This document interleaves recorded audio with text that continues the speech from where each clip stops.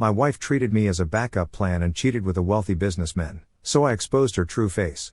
And let karma decide her fate. I'm Ryan, 32, male, and I've been married to my now ex-wife, Emily, 30, female, for 6 years.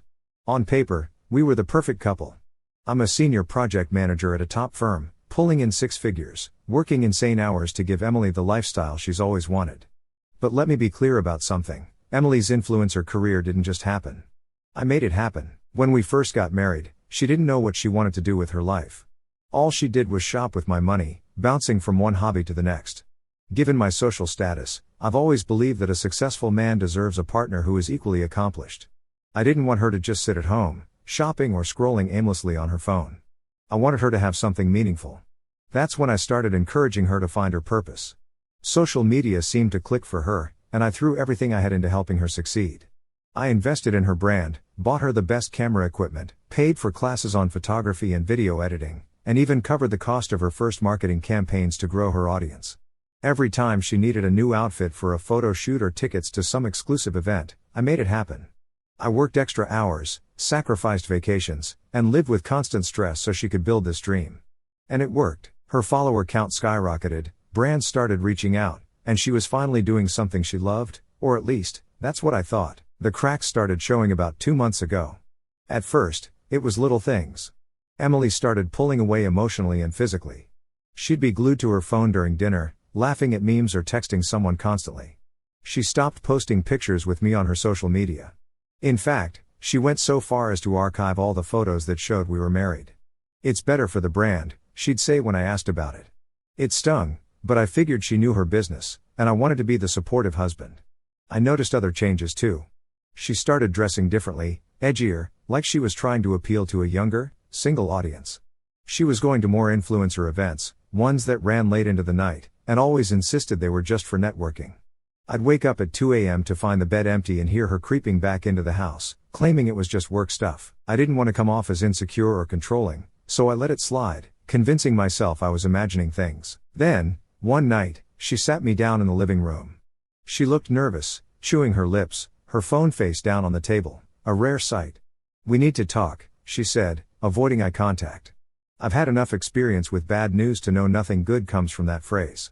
"What's going on?" I asked, already bracing myself. She took a deep breath and said, "I've been thinking a lot about us, and I think we should try an open marriage."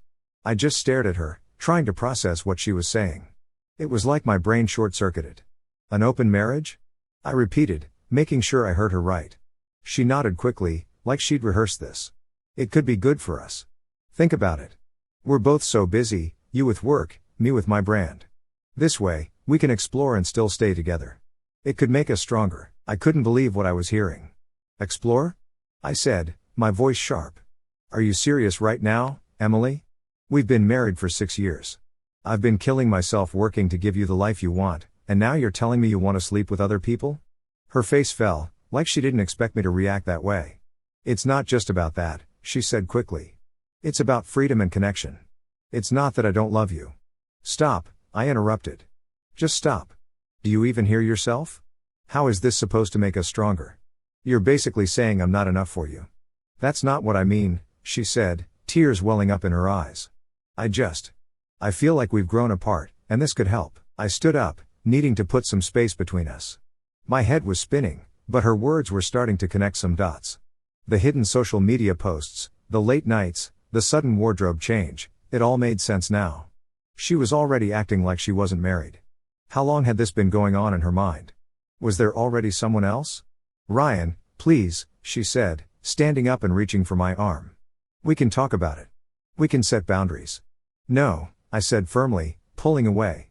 "I'm not interested in boundaries or whatever else you think this is. I married you because I wanted a life with you, not with you and whoever else you decide to bring into our bed. If this is what you want, we're done." Her jaw dropped. "You're seriously ending our marriage over this? You ended it the moment you thought this was okay," I said. "Pack your stuff and go." She stared at me like I'd slapped her, but I was done. The woman I married wouldn't have even considered something like this. The person standing in front of me was a stranger, someone who valued her social media clout and superficial freedom more than the life we built together. That night, she packed a bag and left for her parents' house. For the first time in weeks, Things made sense. After that night, I shut the door on my marriage and didn't look back. But I wasn't about to mope. I've always been someone who handles problems head on, and this was no different. The next morning, Emily blew up my phone. Her voicemails were a mix of sobbing apologies and desperate bargaining. "Ryan, please, let's talk," one message said. "I didn't mean it. I was just overwhelmed and trying to figure things out," another said. "You're throwing away everything we built. I love you. Can't we fix this?" I deleted them all without listening to the rest. You don't come back from suggesting an open marriage, not with me, anyway. My standards aren't negotiable. She had to learn that the hard way. Her texts kept coming, though. At first, they were frantic. "I made a mistake. You're my everything." When I didn't respond, they turned defensive. "You're overreacting," she wrote. "I was just trying to be honest about my feelings." Isn't that what a marriage is supposed to be about? The audacity. Honesty? She hadn't been honest in months, not with me or herself. One text said, "After everything I've sacrificed for you, you're really going to throw it all away?" Sacrificed? That one made me laugh out loud. I'd been the one sponsoring her influencer career, paying for her classes, her gear, her endless wardrobe. If anyone sacrificed, it was me. I vented to Mike about it over drinks. He didn't hold back. "She's delusional," he said, shaking his head. "You gave her a life most people can only dream about, and she wants what? To screw around and call it freedom?" "Exactly," I said. "I'm not playing that game." A few days later, Rachel, one of Emily's closest friends, called me. "Ryan, I know it's none of my business, but Emily's really hurting. She misses you." "She should have thought about that before she tried to rewrite the rules of our marriage," I said bluntly. "I'm done, Rachel." "Tell her to move on," Rachel sighed. "She knows she screwed up. She keeps saying she just wants to talk to you to fix things." "Too little, too late," I said. She made her bed. A few weeks went by, and the messages slowed. Emily's Instagram, though, that was a different story. She started posting nonstop, all these glossy photos of her new journey, empowerment quotes, spa days, and luxury retreats filled her feed. It was all so fake. I wasn't even looking for it, but a coworker showed me one of her posts during lunch. "Isn't this your ex?" she asked, holding up her phone. The caption read, "Sometimes you have to lose everything to find yourself. New beginnings." I rolled my eyes. "Yeah, that's her," I said. "Guess she's thriving." But the big news came from Mike, who called me a few nights later. "You're not going to believe this," he said, barely able to contain his laughter. "I ran into one of Emily's influencer buddies at the gym. Apparently, she's been bragging about some guy named Marcus, calling him her mentor." "Marcus?" I asked, raising an eyebrow. "Yeah, some big-shot entrepreneur," Mike said. "Her friend said Emily's been leaning on him a lot lately. Sounds fishy to me." That name rang a bell. From what Mike shared, Marcus didn't even know Emily was married. He thought she was just another influencer trying to make it big. The picture was clear. She'd lined up her escape plan long before she sat me down for that conversation about an open marriage. Strangely, I didn't feel angry. I felt validated. She hadn't wanted an open marriage because she was overwhelmed or searching for meaning. She'd wanted one because she already had one foot out the door. And now, it was clear she hadn't even been honest with the man she'd lined up to replace me. Emily tried to reach out again a week later. Her desperation was palpable. "Ryan, I made a huge mistake," her voicemail said. "Marcus isn't what I thought he was. None of this is what I thought it was. Can we please just talk?" Her calls kept coming, voicemails piling up with pleas about how she wanted to come back, how she didn't realize what she had until it was gone. She even sent a handwritten letter, something she'd never done before, telling me how she felt like she'd ruined the best thing in her life. What I found hilarious, though, was Emily's sudden change of tone. She started blowing up my phone again, but this time, it wasn't just about us. "Ryan, I really need to talk to you about the sponsorship for the retreat," she said in one voicemail. "It's so important for my career. Please don't cancel it." The retreat, a big influencer event she had been planning for months. It was a project I had bankrolled from the start: venue, catering, promotions, everything. Pulling the plug would hit her hard, and after everything, I couldn't justify keeping my name attached to it. I called the event organizers the same day and withdrew all funding. When Emily found out, she spiraled. Suddenly, her pleas weren't about the marriage or her feelings, they were all about saving face. "Ryan, you can't do this to me," she screamed in one voicemail. "This retreat is everything I've worked for. Do you know how this will make me look?" It became painfully obvious she wasn't sorry for what she'd done, she was just sorry it was catching up with her. As for Marcus, I found out through Rachel that Emily hadn't broken things off with him. She was still stringing him along while pretending to regret her choices. Typical. She was trying to have it both ways, and now she was watching it all fall apart. I felt like I had the upper hand. The life we'd built might be over, but Emily was realizing that I was the one who had built it. Without me, her perfect little influencer world was crumbling, and there wasn't a filter in the world that could fix it. I wasn't about to let Emily's betrayal end with me being the only one in the dark. Marcus deserved to know the truth, and I was going to make sure he heard it straight from me. After some digging, I found his contact information through mutual connections on LinkedIn. I sent him a simple, professional-sounding message. "Hi Marcus, I'm Ryan, Emily's husband. I believe there are some things you should know. Can we meet?" To my surprise, Marcus responded quickly. We set up a meeting at a coffee shop downtown. When I walked in, I spotted him immediately, tall, sharp-dressed, with an air of confidence that screamed success. He looked up from his laptop, clearly puzzled when he saw me. "Ryan?" he asked, standing to shake my hand. "That's me," I said, sitting across from him. "Thanks for agreeing to meet." He looked wary but curious. "So, what's this about?" I leaned in, lowering my voice. "Marcus, I'm not sure if you're aware, but Emily and I have been married for 6 years." His eyes widened. "Married?" "She told me she was single." "I figured as much," I said, pulling out my phone and scrolling to a wedding photo. I placed it on the table. "That's us, 2 years ago, at a friend's wedding. She's been hiding our marriage from her followers, and apparently from you too." Marcus's face turned pale as he studied the photo. I had no idea. She always made it seem like she was focused on her career, too busy for a serious relationship. I nodded. That's part of her brand. But the truth is, I've been the one funding her influencer career from day one. Cameras, events, outfits, you name it, I paid for it. And now she's trying to rewrite her life story to erase me. Marcus leaned back, clearly shaken. "Why are you telling me this?" "Because she's using you," I said bluntly. "And I thought you deserved to know. But more than that, I have a plan, and I think you'll want to be part of it." "A plan?" he asked, his eyebrows raising. I laid it out for him. Together, we could expose Emily's lies to her followers. With Marcus's inside knowledge and my receipts of everything I'd done for her career, we had all the ammunition we needed. "Think about it," I said. "She's built her entire image on transparency and authenticity. The moment people find out she's been lying about her personal life, her credibility is gone." Marcus stared at me for a moment, then nodded slowly. "All right, I'm in. But on one condition, I want nothing to do with her after this." "Deal," I said, shaking his hand. "Let's make this count." The conversation with Marcus didn't just give me relief, it felt like the first real step in taking revenge. Here was someone else who had been dragged into Emily's web of lies, and now we had a common goal, to expose the truth. I left the coffee shop that day feeling lighter, with a renewed sense of purpose. I kept thinking about how Emily had built her entire career and life on this fake image of perfection. People adored her, looked up to her as some kind of role model. The thought of shattering that illusion felt huge and satisfying. This wasn't just going to hurt her, it was going to completely dismantle her life. The next day, Marcus and I started outlining our approach. We decided to meet again, this time at his place. When I arrived, he'd already started pulling together some of the messages Emily had sent him. "Check this out," he said, sliding his laptop across the table. I leaned over and read through a series of flirty texts. She'd called him her mentor and gushed about how much she appreciated his support. It made me sick to my stomach. The messages weren't explicit, but they were manipulative.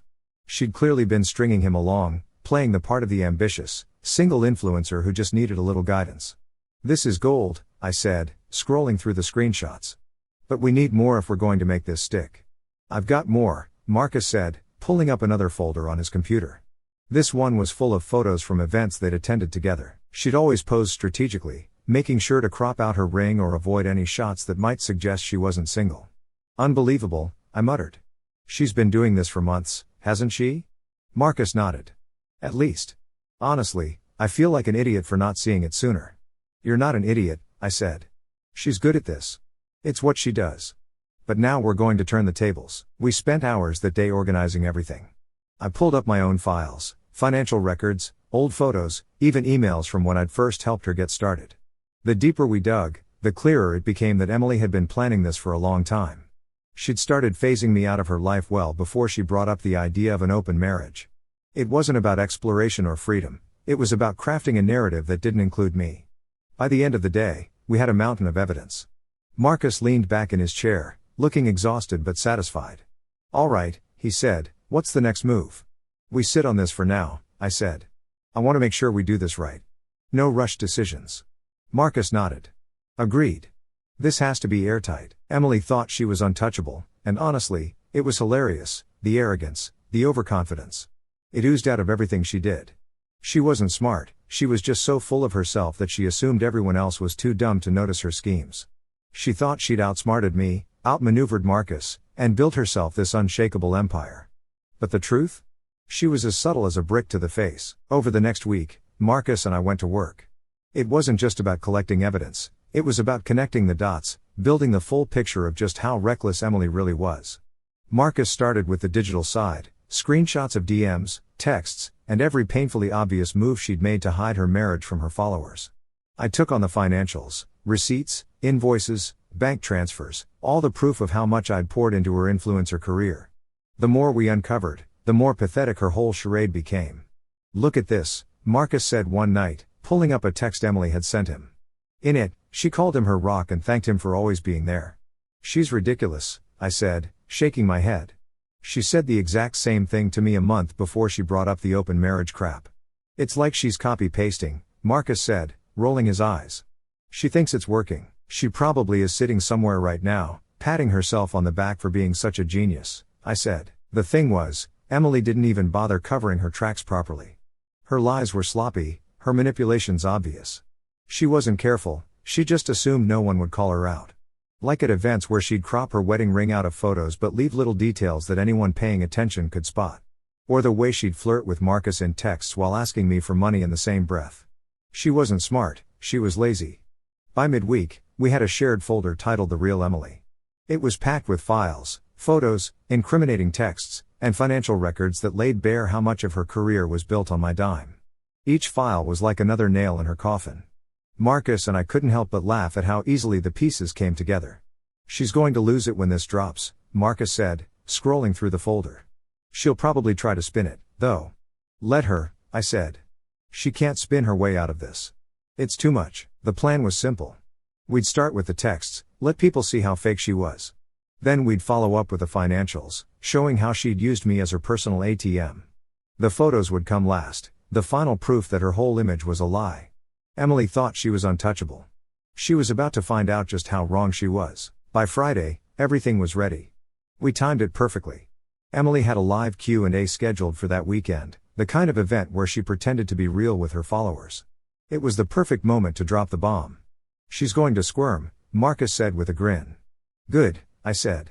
Let's see how honest she really is. Emily thought she'd won. She was about to find out she'd been playing herself the whole time. When Saturday rolled around, Marcus and I were ready to drop the hammer. Emily had hyped up her Q&A for days, posting story after story about how excited she was to connect with her followers. Real talk, real transparency, she'd written in one post, paired with a glowing selfie. The audacity of it was almost laughable. Marcus and I had timed everything perfectly. 30 minutes before her live session started, Marcus uploaded the first wave of our evidence. It was subtle at first, screenshots of texts we didn't even include captions. The screenshots spoke for themselves. Within minutes, the post started gaining traction. Comments flooded in, people tagging Emily and asking, "Is this real? And what's going on here?" Marcus and I watched it all unfold from our separate screens, messaging each other updates like kids on Christmas morning. "She's going to lose it," Marcus texted. "Good," I replied. "She deserves every second of this." As the live Q&A started, Emily seemed oblivious to the storm brewing. She appeared on camera with her usual polished look, greeting her fans with a big smile. "Hey, guys, I'm so excited to chat with you today. Let's keep it real, as always." The irony was delicious. But slowly, questions about Marcus's post began popping up. "Emily, is it true you've been lying about your relationship?" One person asked. Another chimed in, "What's this about you hiding your marriage?" Emily's smile faltered, but she kept going. "Okay, let's focus on the positive today, guys. This is a safe space, no drama," she said, laughing nervously. Marcus wasn't done. 10 minutes into her live, he posted the second wave, photos of him and Emily at events, her ring strategically missing from every shot. He captioned it, "The lengths some people will go to for their authentic image. #TheRealEmily." The hashtag took off immediately. By the time Emily noticed, her live was flooded with people spamming hashtag the real Emily and demanding answers. She started fumbling, trying to regain control. "All right, let's take a little break and reset," she said, her voice shaking. The live abruptly ended. Marcus and I were dying of laughter. "She didn't even last 15 minutes, Marcus texted. "Classic Emily," I replied. "All show, no substance." But we weren't done yet. While Emily scrambled to figure out her next move, I uploaded the final piece of evidence, the financial records. Screenshots of bank transfers, receipts for her camera equipment, invoices for the events I'd paid for, all labeled with a simple caption: "Every empire has a foundation." This was hers. Hashtag the real Emily. The internet exploded. Within hours, hashtag the real Emily was trending, and Emily's carefully curated image was in shambles. Brands she'd worked with started quietly unfollowing her, and her fans were turning against her in droves. I'd expected Emily to call me, but she didn't. Instead, I got a message from Rachel, one of her closest friends. "Ryan, I don't know what's going on, but Emily's having a meltdown. She's saying you and Marcus are trying to ruin her life." "She ruined it herself," I replied. We just held up the mirror. The silence from Emily lasted until the next morning, when I finally got a call from her. Her voice was unsteady, somewhere between rage and desperation. "Ryan, what the hell have you done?" she snapped. "Expose the truth," I said calmly. "Something you should have done a long time ago. You've destroyed everything, my career, my reputation. Why would you do this to me?" "Because you destroyed our marriage," I replied. "You lied to me, to Marcus, to everyone. Did you really think you could keep it up forever?" "I can fix this," she said quickly. "Just take it down, and I'll make it right." No, I interrupted. "This isn't something you can fix. You wanted an empire built on lies? Now you can deal with the collapse." Emily's sobs on the other end of the line didn't faze me. For the first time in months, I felt free. By the end of the weekend, Emily had gone silent on social media. Her accounts were still up, but the comments were disabled, and her last post was from days before. The moment the divorce papers were filed, it was like cutting the last thread that tethered me to Emily's chaos. I'd given her enough chances to come clean, to be a decent person, and she'd squandered every single one of them. It wasn't just about the lies anymore, it was about reclaiming my life, my peace, and my dignity. Emily's reaction was as predictable as ever. The second she was served, my phone started blowing up. At first, the texts were angry. "You can't be serious. You're really going to throw everything away over this? This is a mistake, Ryan. You're being petty and vindictive." Then, when I didn't respond, the tone shifted. "I miss you. I don't know how I let things get this bad. Please, let's talk. You're my husband. We can fix this. I'll do whatever it takes." It was classic Emily, full of empty promises and manipulative pleas. But this time, I wasn't biting. I'd heard it all before, and I wasn't about to fall for it again. The divorce process was quick, thanks to the airtight evidence Marcus and I had gathered and, in the first place, to the prenup I suggested signing before we got married. Emily didn't even try to fight it, probably because she knew she didn't stand a chance. One of the best moments came when my lawyer informed me that she had agreed to the terms without contest. She'd get nothing, no alimony, no division of assets, nothing. Her influencer empire, such as it was, had crumbled to dust, and she was left scrambling to pick up the pieces. Rachel called me a few days after the papers were finalized. "Ryan, she's a mess," she said. "She's been calling everyone, trying to figure out how to fix her image. She even mentioned reaching out to you again." "Not my problem," I said. She made her bed. And that was the truth. Emily had spent years building her brand on lies, using people like disposable tools to climb her way to the top. Now, with no brand, no husband, and no backup plan, she was finally facing the consequences. A few weeks after the divorce, I ran into her at a coffee shop. She looked different. The polished, camera-ready facade was gone, replaced by someone who looked genuinely lost. She spotted me and hesitated, then walked over. "Ryan," she said softly, "can we talk?" "There's nothing to talk about, Emily," I said, keeping my tone neutral. "Please," she said, her voice breaking. I just want to say I'm sorry for everything. I don't know what I was thinking." I looked at her for a long moment, then nodded. "I hope you figure things out," I said. Then I turned and walked away. That was the last time I saw her. As far as I know, Emily is still trying to rebuild her life, but that's her journey, not mine. As for me, I've moved on. I'm focusing on my career, my friends, and myself for the first time in years. The weight of Emily's lies is gone, and I'm finally free.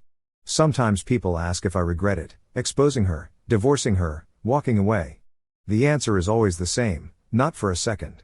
Emily thought she could rewrite our story, but in the end, I took back the pen.